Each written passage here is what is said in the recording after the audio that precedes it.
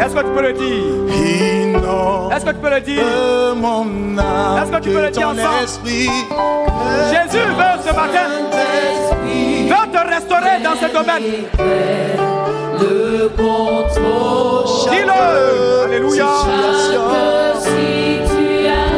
Qui trouble mes pensées, mes soucis, mes fardeaux à tes pieds, je dépose. Que tes vives eaux, que tes vives eaux, quel que soit le fardeau, c'est l'occasion de te décharger au pied de Jésus. Ton esprit, que ton dis-le dans la condition.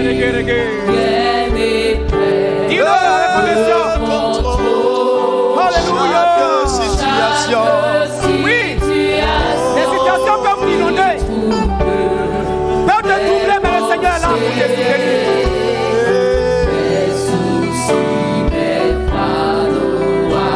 Je me décharge à tes pieds ce matin. Je dépose Jésus, Jésus. Oui, dis-le.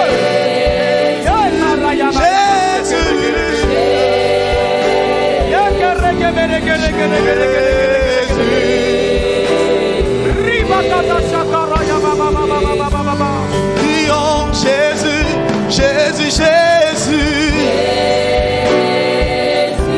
Jésus. Oh Jésus.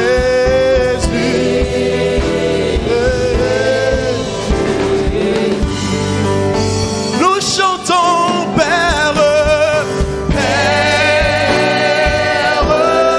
Père, oh Père.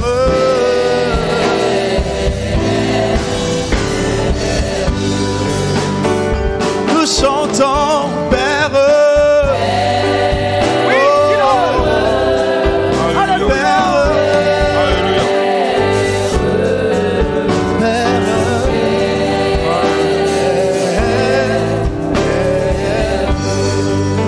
Ce matin, avant d'écouter la parole de Dieu, je voudrais dire merci à mon superviseur qui a bien voulu que je puisse avoir un temps de repos. Et ce matin, on va se tenir debout avec permission, on prie d'abord le Seigneur pour l'écoute de la parole de Dieu.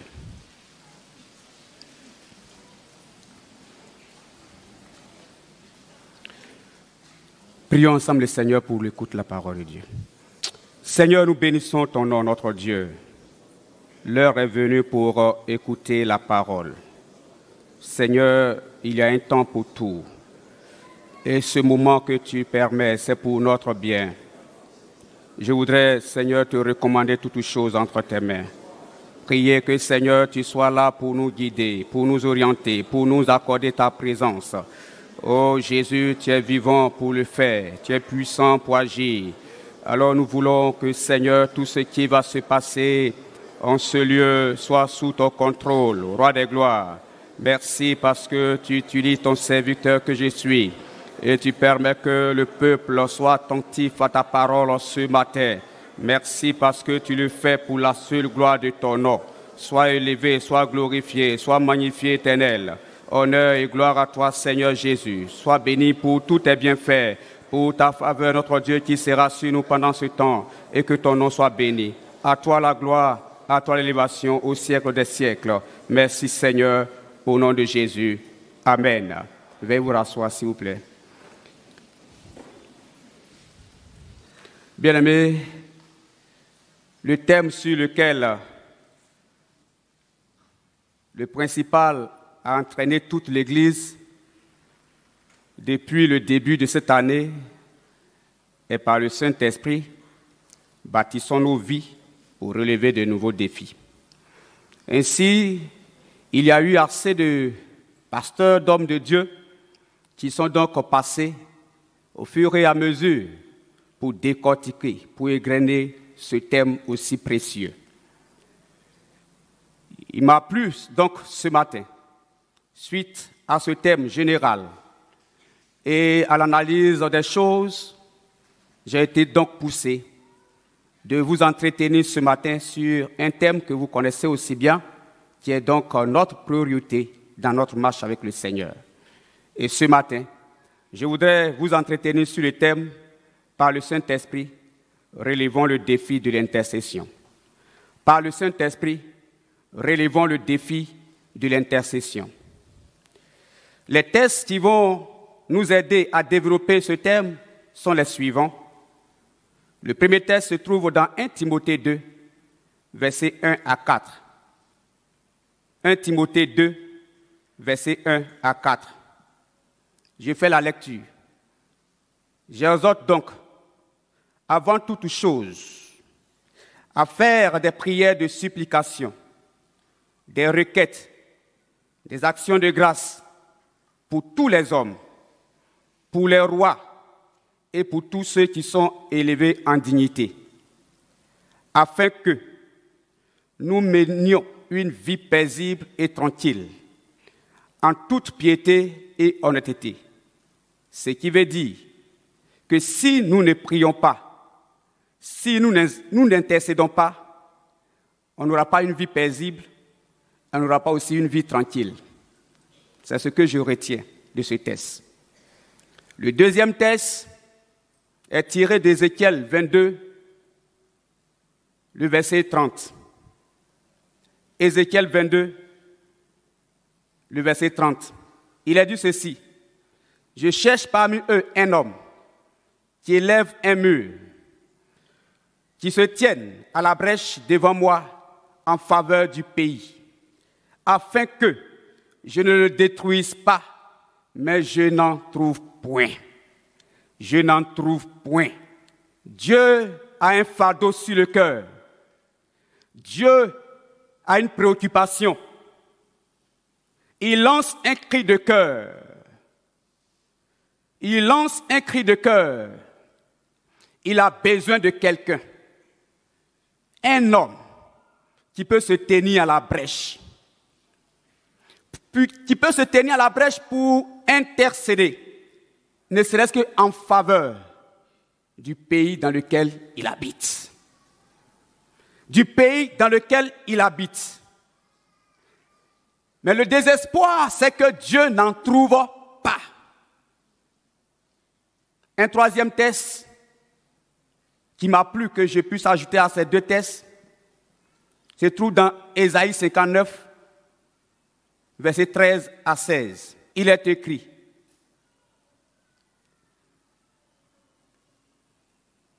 nous avons été coupables et infidèles envers l'Éternel.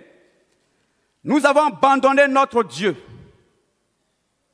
Nous avons proféré la violence et la révolte, conçu et médité dans le cœur des paroles de mensonge. On continue au verset 14. Et la délivrance s'est retirée, et le salut se tient éloigné, car la vérité trébuche sur la place publique, et la droiture ne peut approcher. Verset 15. La vérité a disparu, et celui qui s'éloigne du mal est dépouillé. L'Éternel voit d'un regard indigné qu'il n'y a plus de droiture. Verset 16. Il voit qu'il n'y a pas un homme, encore précisé. Il voit qu'il n'y a pas un homme. Il s'étonne de ce que personne n'intercède. Alors son bras lui vient en aide et sa justice lui sert d'appui. Il voit qu'il n'y a pas un homme qui se mette à intercéder. C'est alors que lui, maintenant, il va rentrer à l'œuvre pour faire venir sa main puissante, pour maintenir sa justice, parce qu'il n'aime pas qu'on brade sa justice. Il n'aime pas qu'on détruise sa justice. Dieu se pourvoit lui-même sur... Bien mes frères et sœurs, il se pourvoit lui-même. Il nous sollicite en tant qu'honneur, il nous donne un honneur de se mettre à la brèche, d'intercéder, mais il ne trouve personne. Bien mes frères et sœurs, L'intercession est un ministère entre griffes qui est délaissé par les chrétiens de nos jours. Il n'y a plus d'intérêt particulier. On ne porte plus d'intérêt à ce ministère. Or, les chrétiens sont appelés à accomplir un travail bien particulier par leur prière.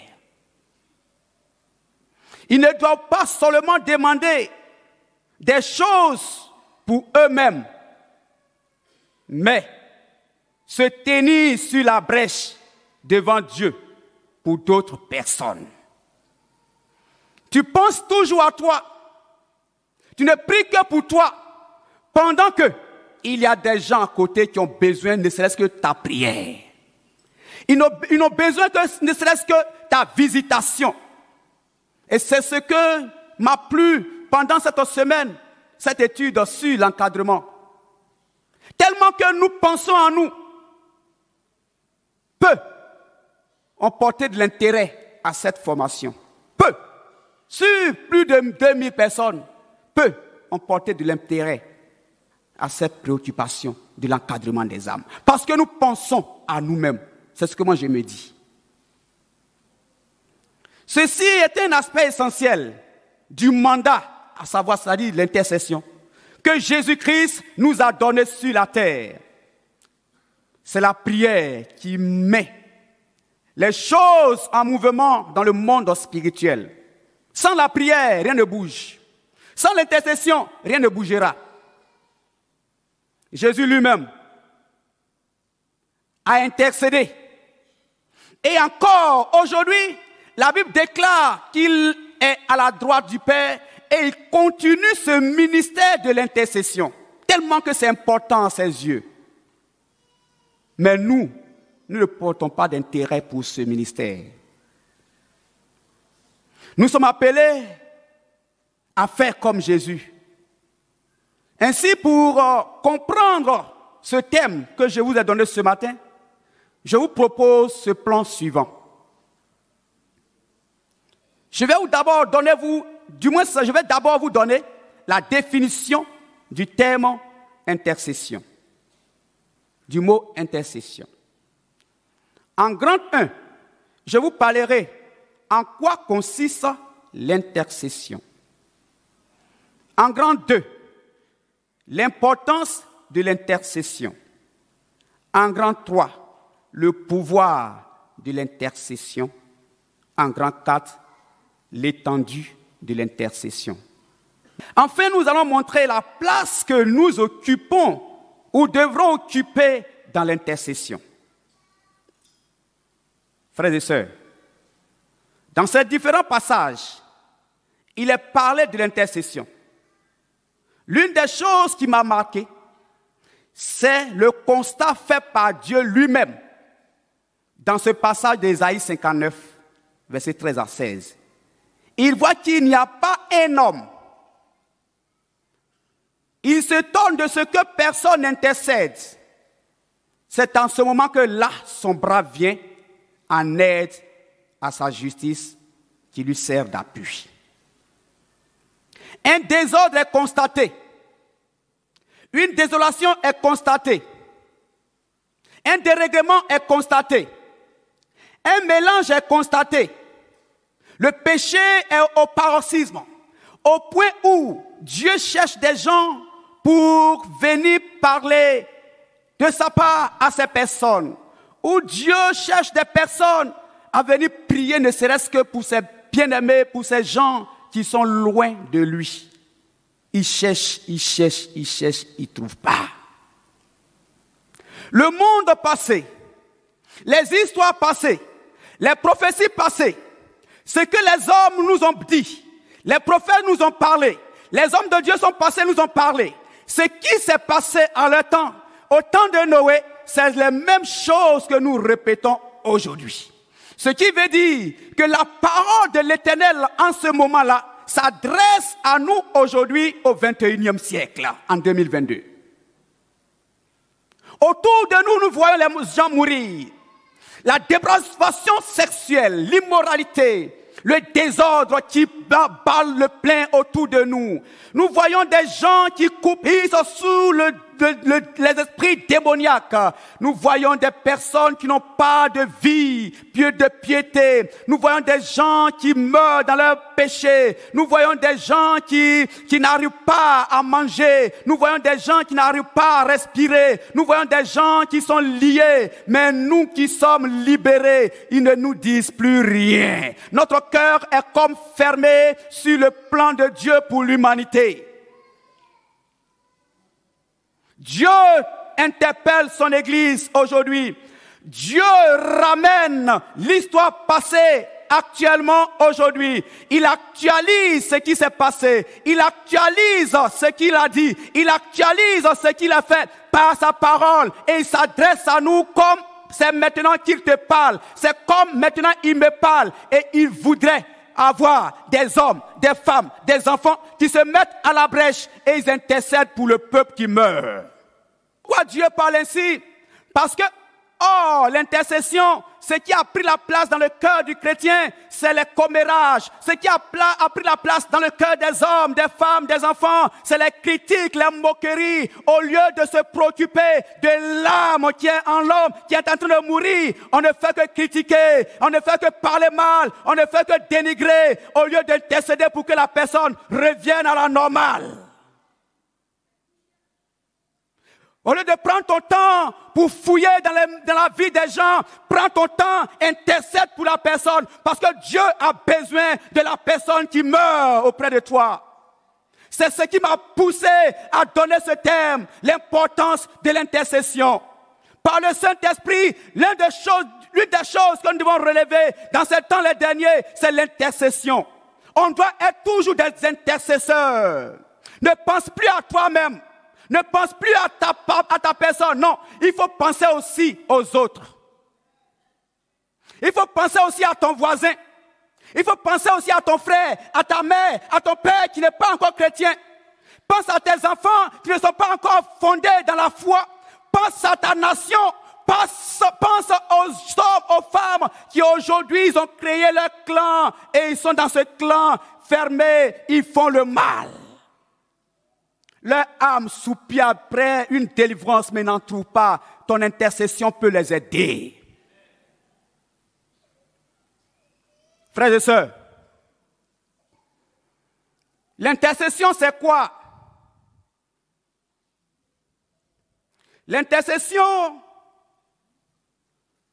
c'est l'action d'intercéder,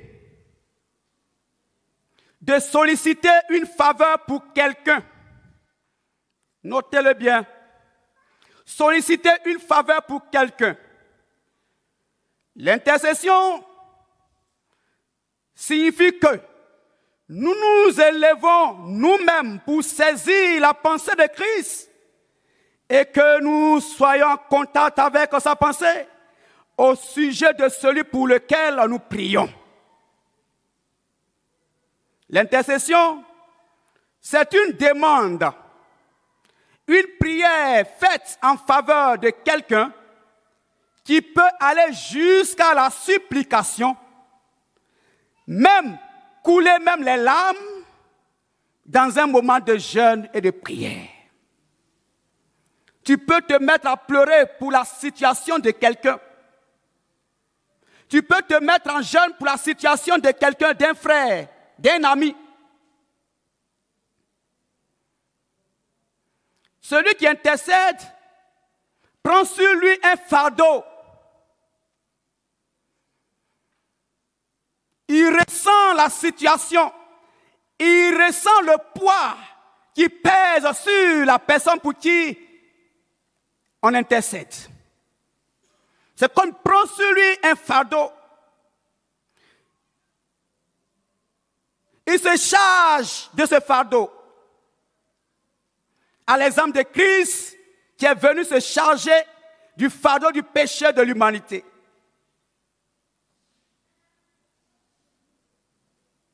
La prière d'intercession est différente de la prière de demande.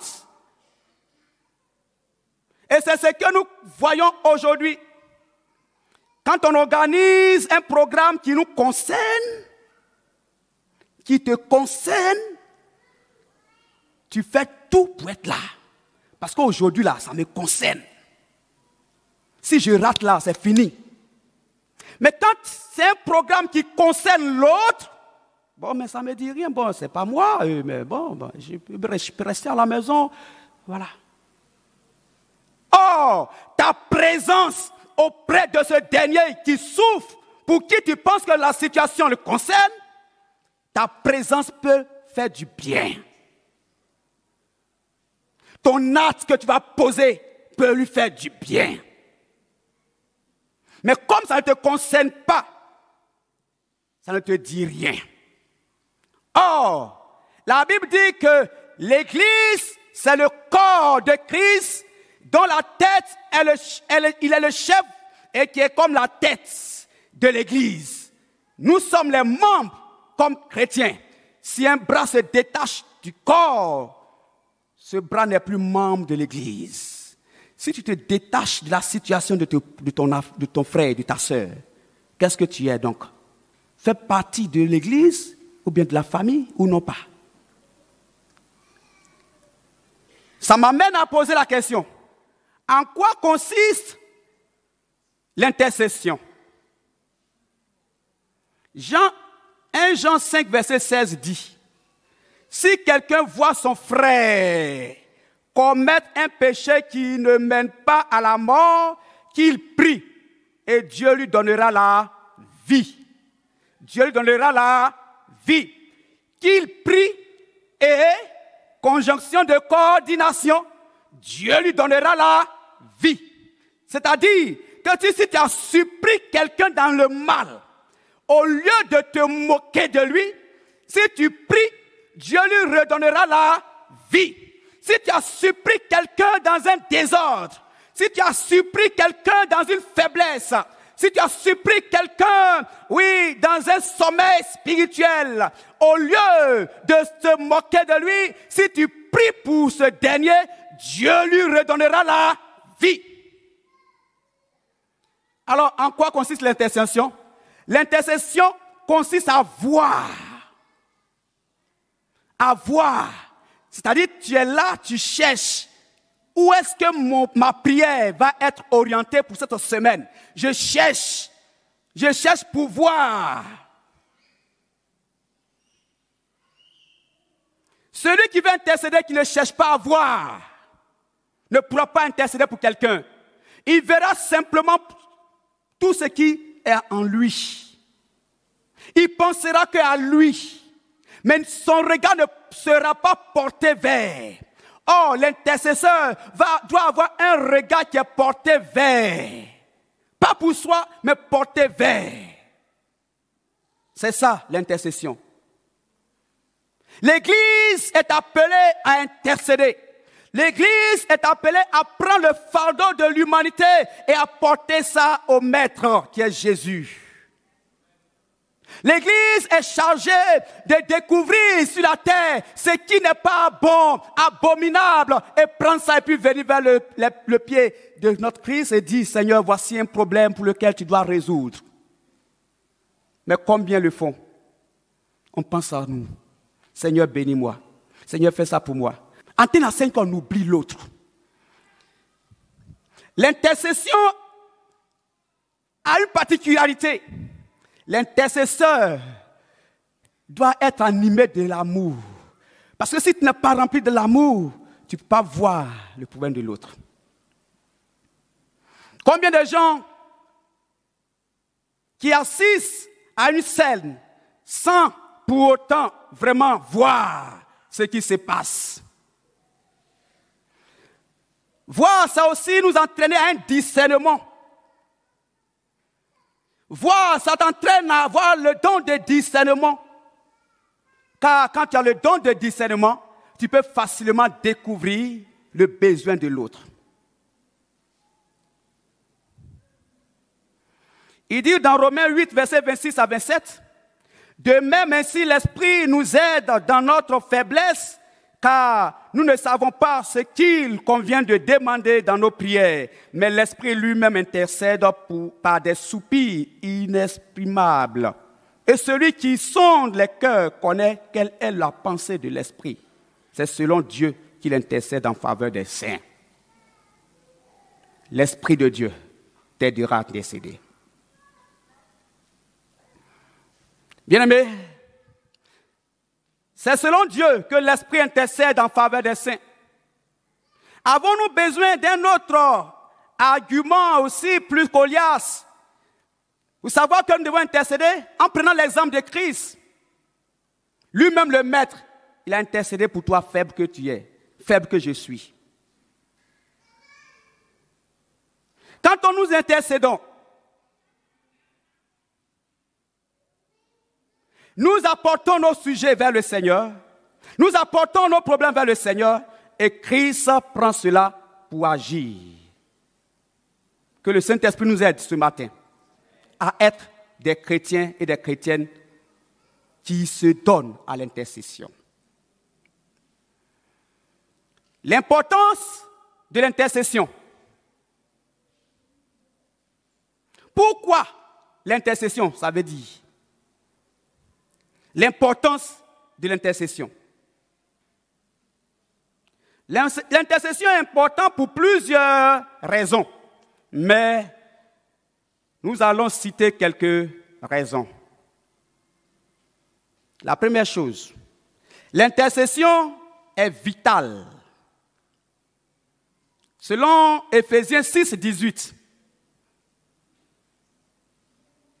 il dit, faites en tout temps, par l'Esprit, toutes sortes de prières et de supplications. Veillez à cela avec une entière persévérance et priez pour les saints. Paul demande de prier par l'Esprit. Paul demande de prier par l'Esprit pour les saints. C'est-à-dire, avec son aide et sous son inspiration, entre griffes, l'Esprit de Dieu, c'est d'ailleurs l'Esprit de Dieu qui nous pousse à cela. Lui, il nous dit et il nous parle ce qui convient à demander dans nos prières. Si dans tes prières, tu ne sais pas ce que tu vas dire, car il y a plusieurs qui disent, pasteur, je ne sais même pas comment prier, je n'arrive pas à prier. Celui qui va t'aider à prier, à intercéder, c'est l'Esprit de Dieu. Car c'est lui qui te parlera. Ce qui est important à dire et à faire, c'est lui qui est capable de te communiquer cela. Alors si tu as des problèmes pour prier, tu as des problèmes pour intercéder, demande à l'Esprit de Dieu de venir te remplir. Et par l'Esprit de Dieu en toi, il te poussera par des prières inestimables et intercédant en faveur des saints. La prière devra être faite par l'Esprit, c'est-à-dire inspirée et conduite par lui. On ne peut pas prier par formalité. Vous constatez que souvent vous priez et vous ne voyez pas de résultats. On ne prie pas par formalité, on ne prie pas parce qu'il faut prier. Mais notre prière doit être conduite par l'Esprit de Dieu. Nos sujets doivent être orientés par l'Esprit de Dieu. Car tu peux penser avoir parlé à Dieu dans la chair, mais tu ne verras pas cela s'accomplir parce que l'Esprit de Dieu n'y est pas. Tu demandes par la chair, tu intercèdes par la chair, mais si l'Esprit de Dieu n'est pas là pour t'orienter, pour te dire ce que tu dois dire, tu diras quoi? Si ce n'est que la chair qui va te communiquer des choses. Et c'est ça qui nous amène à penser seulement à nous-mêmes. La prière d'intercession doit être faite avec une entière persévérance. C'est en ce niveau que nous devons combattre l'assoupissement. C'est à ce niveau que nous devons aller contre tout ce qui est comme sommeil spirituel. Car l'intercesseur a besoin de persévérance. Le temps n'importe pas à un intercesseur. Quel que soit le temps que ça va mettre, il sait que le sujet pour lequel il est en train de prier va se réaliser. Quelle que soit l'âme que tu suis, tu ne te décourages pas. Parce que tu sais qu'un jour viendra où l'Esprit de Dieu va toucher son cœur et va venir à l'église. Donc tu ne vas pas relâcher. Si tu n'es pas persévérant, tu ne vas jamais réussir dans la vie avec la prière. Tu sais, tu pries, mais tu ne sais pas le temps que Dieu a décidé pour t'exaucer. À cause de cela, tu dois être persévérant dans ta prière. Je préfère taire le nom du campus. Dans ce campus, un matin, je me suis levé et j'étais au balcon. J'étais dans une chambre à balcon et j'étais au balcon et puis j'étais là, j'ai mis mes bras sur le fer et je regardais les étudiants passer. D'autres ont un âge aussi avancé, des pères de famille. D'autres n'ont plus de cheveux. D'autres, tu les vois, on dirait vraiment fatigués. Il dit, mais Seigneur, ceux-là, ils font quoi encore ici? Voici la pensée que l'Esprit de Dieu m'a communiquée. Toutes ces personnes que tu vois ont manqué leur temps, leur but. Ils ont manqué leur temps, leur but. Ça veut dire quoi? Au moment bien précis où ils devraient être bénis pour quitter l'institut ou bien pour quitter le campus, ils n'étaient pas à leur place. Ils étaient préoccupés à d'autres choses. Pourquoi ce témoignage? Frères et sœurs, dans le domaine de l'intercession, si tu n'es pas persévérant pour être toujours à ta place, tu ne pourras jamais recevoir le résultat de ta prière. Il faut être persévérant. Il faut être persévérant. Parce que le temps que Dieu mettra pour exaucer à ta prière, tu ne le sais pas. Tu sais que tu pries pour un sujet, mais tu ne sais pas quand Dieu va exaucer. La persévérance dans l'intercession. Notre intercession devrait englober tous les saints. Un exemple, je suis baoulé, donc je prie simplement pour les baoulés. On appelle ça comment? La xénophobie. Tu tries les gens pour qui tu pries en tant que saint, membre de l'Église. Ta prière doit englober tout le monde, même les païens, même ton ennemi. On va voir ça. Même ton ennemi qui t'a giflé hier, la Bible te demande de prier pour lui. C'est pour cela dans l'Église, il n'y a pas de parti pris. On n'enseigne pas la politique. C'est à cause de ce que tu es un intercesseur. Tu n'as pas de parti pris. Il n'y a pas de clan en intercession. Parce que je suis Dida, j'intercède pour les Dida. Je suis Agni, j'intercède pour les Agni. Ça n'existe pas avec le Seigneur. En Christ, nous formons une famille. Nous sommes un seul corps. Tu ne peux jamais accepter qu'on arrache une partie de ton corps. Mais toi-même, tu acceptes que la mort prenne une partie de la famille. Tu acceptes que le sommeil prenne une partie de la famille. Tu acceptes que des gens meurent dans leurs péchés dans la famille. Tu acceptes que des gens ne soient pas convertis dans la famille. Tu acceptes que des gens soient dans les liens dans la famille. C'est pour cela, quand on a convoqué la semaine sur l'encadrement des âmes, tu dis que ça ne te concerne pas. Parce que là, tu ne te sens pas. S'il meurt ou pas, toi, tu n'es pas dedans. L'intercession ne réagit pas comme ça. L'intercesseur n'agit pas comme ça. Il ne parle pas comme ça. Il ne pense pas comme ça. Mais il pense dans l'ensemble. Il a un objectif global. Il a une pensée généralisée pour le peuple de Dieu, pour qui il parle à Dieu.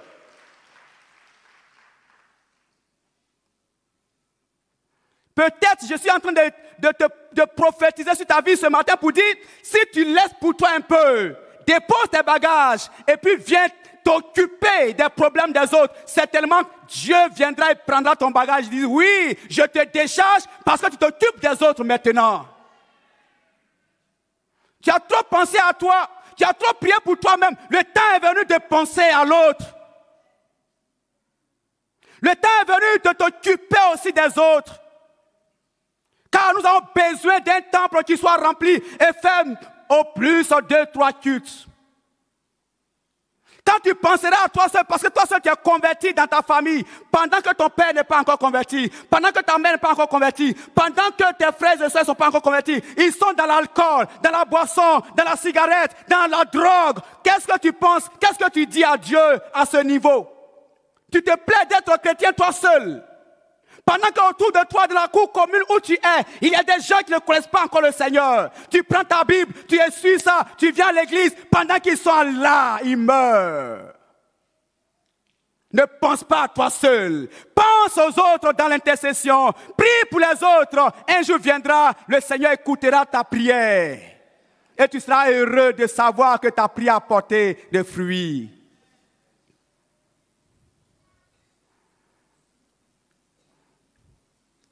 Par l'intercession, nous entrons en contact avec Christ. Alléluia. L'intercesseur entre toujours en contact avec Christ. Il connaît le désir de son Père. Il connaît le vœu de son Père. Et il prend ses vœux, il descend avec. Et il retourne avec ça vers lui. Son vœu, c'est de voir les âmes être converties. Il prend ça. Il redescend sur la terre et il cherche les âmes. Il dit, Seigneur, tu avais besoin des âmes, les voici. Seigneur, tu avais besoin de guérir tel, voilà, voici la personne. Tu es un envoyé de Christ. L'intercesseur, c'est celui-là qui est intermédiaire entre un Is et Christ. Tu es un arbitre qui n'a pas de parti pris. Mais toi, ce que tu veux, c'est le bien-être de celui pour qui tu pries.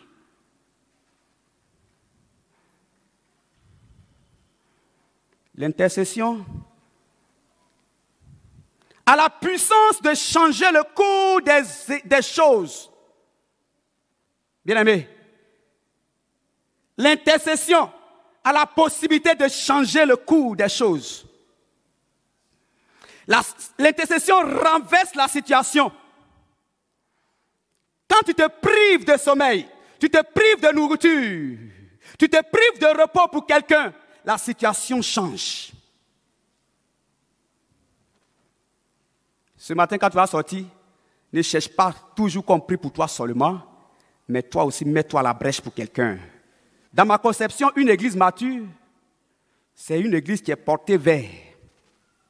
Le cœur est porté vers, la vue est portée vers, les regards sont portés vers. C'est ça une église mature.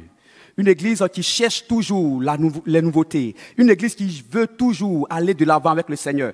L'église mature voit devant. Veut mieux faire, veut aller de l'avant. Non, l'église mature ne doit pas rester sur un nombre de 2000 personnes. Ce n'est pas possible. L'église mature vise 4000, 5000, 10 000 membres. L'église mature vise des milliers de personnes converties à sa guise. L'église mature voit plus grand. Oui, l'église mature voit même un temple qui ne peut pas contenir des gens. L'église mature voit des réalisations plus grandes. C'est ça l'église mature. Pour moi, ma conception. Mais toi qui penses seulement à toi là, tu as besoin d'être encore travaillé. Désormais, ne pense pas seulement à ta conversion. Désormais, ne pense pas seulement à ta délivrance. Désormais, ne pense pas seulement à ta richesse.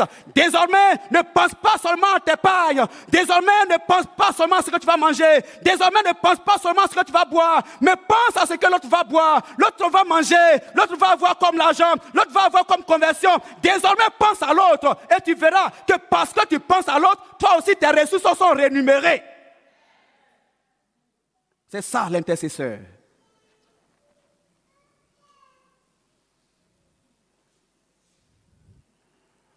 On a vu plusieurs intercesseurs dans la parole de Dieu. L'exemple qui nous touche, l'exemple de Moïse. Waouh! L'exemple de Moïse. Moïse, il est tellement à l'aise avec sa position en Égypte. Et puis tout d'un coup, Dieu vient dire, mon petit, ce n'est pas là que j'ai voulu que tu restes. Il veut le faire passer à notre étape. Et il dit, voici mon peuple. Ce n'est pas pour rien que tu as fait venir tes parents, mais c'est dans mon plan que tu as fait cela. Alors maintenant, prends ce peuple, passez à l'autre bord, passez à l'autre étape, à une autre maturité. Ils vont, ils marchent. Lui-même qui les a fait sortir là-bas, il décide, à cause du comportement de ce peuple, il décide donc de faire quoi? D'exterminer tout le peuple. Ah! Moïse va se mettre en intercesseur. Il va monter vers Dieu, il va dire, Seigneur, pardon. Si tu extermines ce peuple, efface mon nom dans ton livre. Est-ce que vous avez une fois lu ce passage? Si tu dis, Père, toi qui m'as fait sortir de mon lieu de luxe, tu m'as dit de les accompagner vers un pays promis que je n'ai pas encore vu. Mais si toi tu élimines ce peuple-là, moi là, efface mon nom dans ton livre. Yeah. Voici un homme qui parle au Dieu créateur. Ainsi, Madame Dadi, voici un homme qui parle à Dieu comme son ami, comme son frère, comme son petit frère. Si toi tu essaies un peu d'éliminer ce peuple, tu effaces mon nom dans le livre, dans ton livre. Pourquoi? Parce que Moïse avait sur son cœur le fardeau de voir un peuple épanoui. Je bénis le nom de Dieu pour notre papa. Ça, moi je le dis toujours, je suis venu ici pour mieux me former. Je vous dis, si le Seigneur demande à ce que je parte ailleurs, j'ai trop reçu et je vais toujours recevoir. Ça, je vais toujours chercher à recevoir.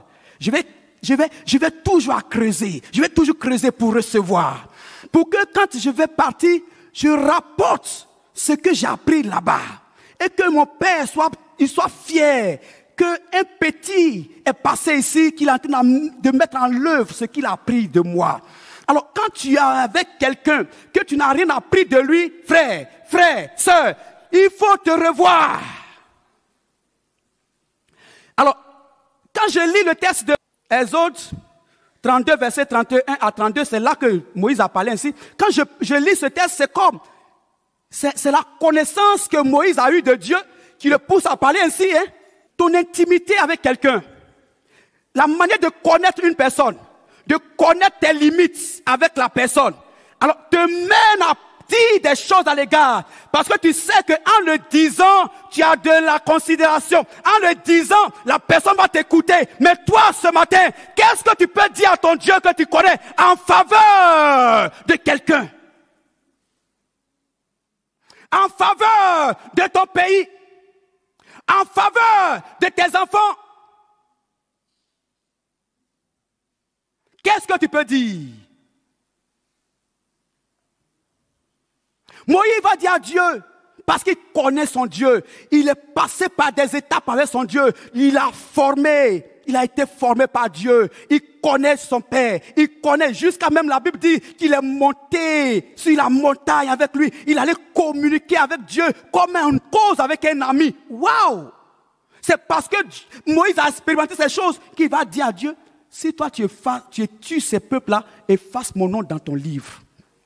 C'est comme aujourd'hui tu vas te lever pour dire, Seigneur, si cet homme-là, il n'a pas été converti, faut plus moi je vais rentrer dans ton ciel. Parce qu'effacer son nom, c'est ce que ça veut dire. Moïse était en train de dire, si toi tu détruis là, faut pas moi je vais rentrer dans le ciel. Est-ce que tu peux déclarer cette parole-là? Hein? Tu peux dire ça? Faut répondre. Voilà. Ça veut dire que ta connaissance de Dieu est une connaissance limité. Parce que si tu dis ça, Dieu n'a pas tenu compte, il va vraiment le faire, tu vas parler au ciel. Parce qu'il ne te connaît pas bien. Mais Moïse a pris sur lui la responsabilité de dire ça, parce qu'il avait le fardeau du peuple. Il ne veut pas voir le peuple mourir. Ah, frères et sœurs, c'est un fardeau, c'est un poids sur mon cœur de savoir que nous sommes dans un quartier aussi peuplé et nous sommes une minorité dans un temple ainsi. C'est un fardeau sur mon cœur. Imaginez-vous si un chrétien ici se décide de dire en cette année 2022 ou bien 2023, je vais m'engager à envoyer une âme au Seigneur. Je vais m'engager à envoyer un homme, une femme, un enfant au Seigneur. Oui, en la fin de 2023, je vous assure que ce temps ne pourra pas nous contenir. Parce que nous sommes en 2000, on sera 4000. Et l'année 2024, on sera 6000. L'année 2025, on sera 8000. L'année 2026, on sera 12000. Mais combien de personnes ont ce fardeau? Combien de personnes ont ce fardeau?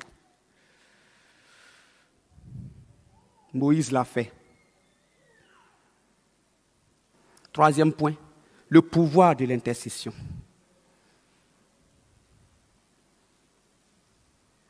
Le pouvoir de l'intercession réside dans la détermination de l'intercesseur et opère plusieurs directions. Par l'intercession, Dieu se laisse fléchir. Le grand Dieu se laisse fléchir en faveur de ceux pour qui l'on intercède. Il peut prendre un décret, un exemple, il peut prendre un décret sur la vie de quelqu'un. Parce que la personne a pris un couteau, il a éventré une femme enceinte, il a enlevé un enfant, et puis il allait faire adoration. Ok? Dieu dit, ta main est souillée. Désormais, là, toi, tu ne peux pas rentrer dans mon royaume parce que ta main est souillée. Voici un décret que Dieu prend. Toi, parce que l'Esprit de Dieu te communique. Un matin, tu es en train de prier, intercéder. Il dit, mon fils, ma fille, voici un homme dans tel lieu, dans telle maison. L'Esprit de Dieu te décrit réellement. Et il dit, prie pour la personne. Et tu ne refuses pas. Puis tu intercèdes. Tu intercèdes. Tu intercèdes. Tu intercèdes. Tu intercèdes. Tu intercèdes. Un jour, Dieu se laisse gagner par ta prière. Comme tu aimes tant cet enfant, je te rejoins. Je le prends dans ma main. Alléluia. Tu viens de sauver une âme.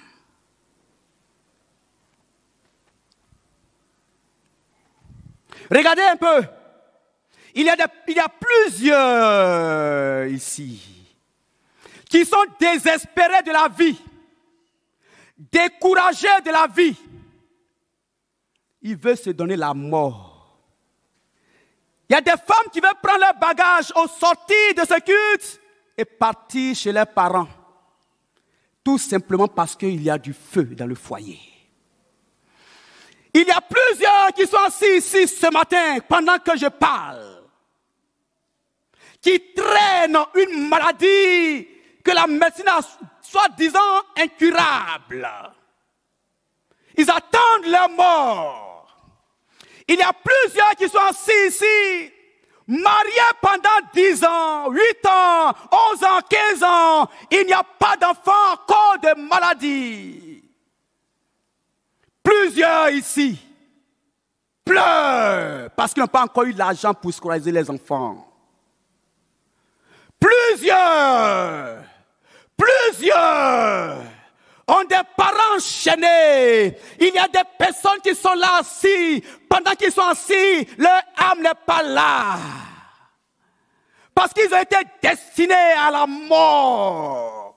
Ils sont assis et pendant que je parle, le démon qui te tourmente te connaît et il te parle aussi. Et il y a des gens qui sont assis, leur destinée a été bloquée.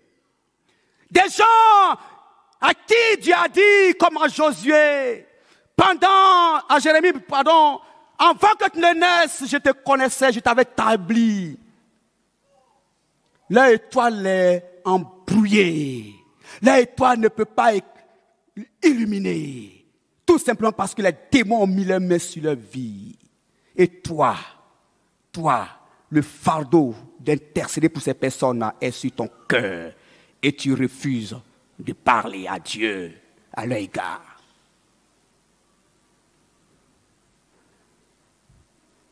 L'intercession a un pouvoir, est très important. Si tu parles à Dieu, Dieu va fléchir. L'intercession fait faire repentir Dieu. Ta prière d'intercession peut amener Dieu à dire, je me repens.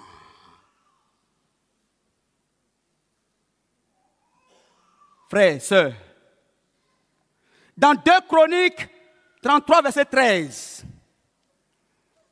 2 Chroniques 33, verset 13. Ce que je dis est biblique. Voici ce qu'il a dit dans ce texte. Il lui adressa ses prières et l'Éternel se laissait fléchir, exauça ses supplications et le ramena à Jérusalem dans son royaume. Et Manassé reconnut que l'Éternel était Dieu. C'est la prière de Manassé. Et cette prière de Manassé a changé la résolution prise par Dieu. La prière de Manassé a fait changer la résolution de Dieu. Ta prière peut changer la résolution de Dieu. Mais tu ne le sais pas. Tu ne penses qu'à toi et tu ne fais rien. L'Éternel s'est repenti du mal qu'il avait déclaré vouloir faire à son peuple. Dernier point.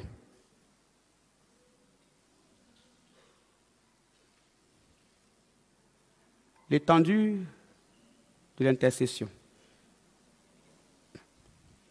L'intercession n'a pas de limite.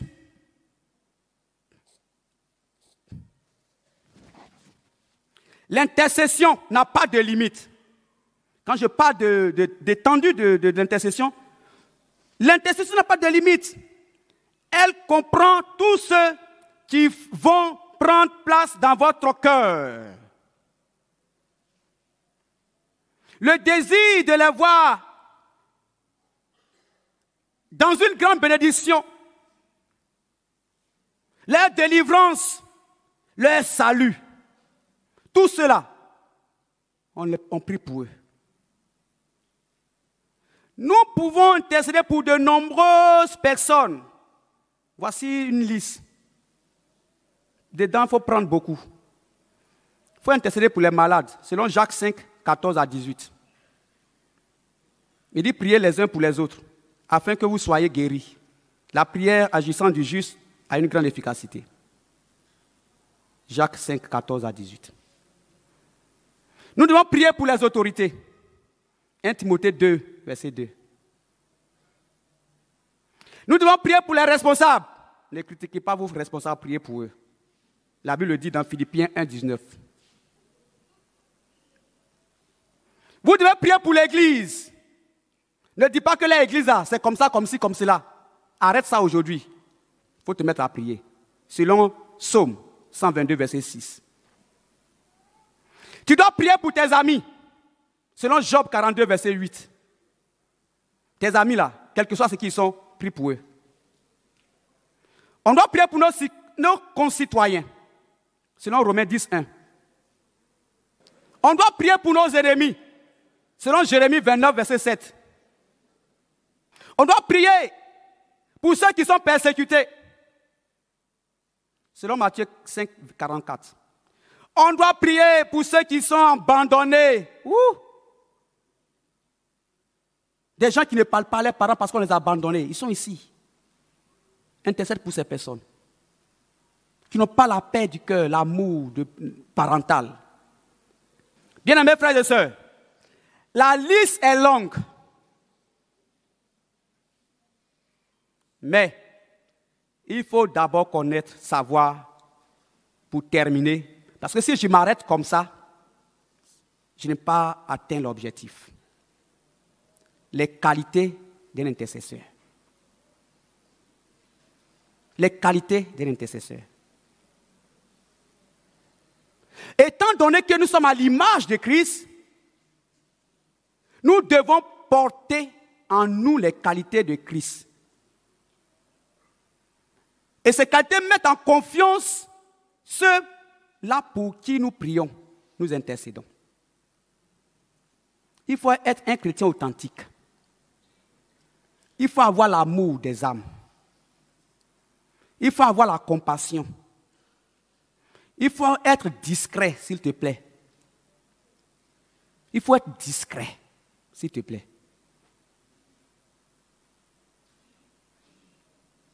Non, c'est moi qui ai fait que non, cela, c'est à cause de ma prière que tu as réussi. Quand Dieu m'a révélé là, toi là, tu étais qui? On te voyait ici, tu marchais comment ici là? Mais c'est à cause de ma prière. Dieu m'a demandé d'intercéder pour toi, c'est pour cela que tu as réussi aujourd'hui. Hein? Dieu va t'arracher ça même automatiquement. La discrétion. L'Esprit de Dieu doit te conduire. L'Esprit de Dieu doit te conduire. Regardez un peu l'image, l'exemple de Esther, dans Esther 4, versets 1 à 3. Elle a rempli les conditions pour que le peuple ne soit pas décimé. Un décret avait été pris. Mais quand Esther est rentrée dans ces domaines-là, la situation s'est renversée. Lisez Esther 4, versets 1 à 3. Le cas de Daniel. Quand vous lisez Daniel 9, versets 1 à 3, il dit, j'ai tourné ma face vers le Seigneur Dieu, afin de recourir à la prière, aux supplications en jeûne et en prenant le sac et la cendre. Quelqu'un qui prend sur lui tous ces éléments. L'intercesseur n'a pas peur de souffrir pour son corps, pour le bien de ceux pour qui il intercède. Non, il n'a pas besoin, il n'a pas peur de souffrir pour ces personnes. Il dit, et moi, quand ils étaient malades, je revêtais un sac, j'humiliais mon âme, par le jeûne. Je priais, la tête penchée sur mon sein. Ça, c'est Psaume 35 qui dit ça. Frères et sœurs,